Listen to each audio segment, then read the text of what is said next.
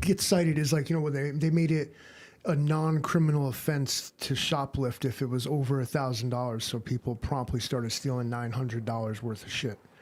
Those kind of Exactly. things. If there shouldn't be like a line you cross where, oh, now it's not stealing. I don't have a lot of sympathy for big corporations, big banks, people with big money and stuff like this. But I also have a problem with when I go to the store, I don't want to have to go get an employee to unlock the damnedest of things. Why is the spam locked up? But it was because of Yeah. high crime. And it's like, and it's true. It's because local policies in some cases does enable it.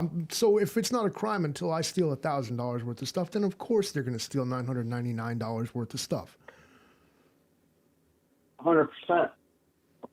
And that's every single time. When you enact a policy that gives them a window of opportunity, the opportunistic criminal is going to take that window and they're going to run with it.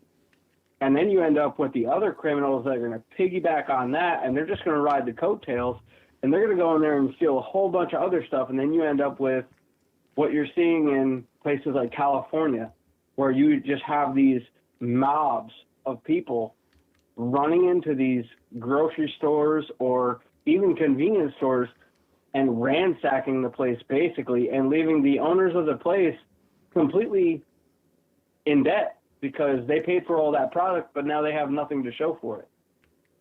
So it's a catalyst to a bigger problem. You're enabling the criminal, and that kind of policy, you can't stand there on a podium or in a big courtroom or whatever, in a big, even in Congress, and state that you're against, the whatever, the criminals and looting and this and that, and then have policies that completely contradict what you're saying on the floor.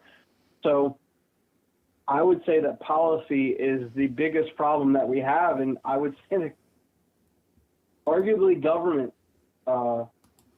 improper usage of the government and their policies and the way that they govern us is probably the biggest problem for local infrastructure and the way that we deal with things day to day and what we have to endure day to day.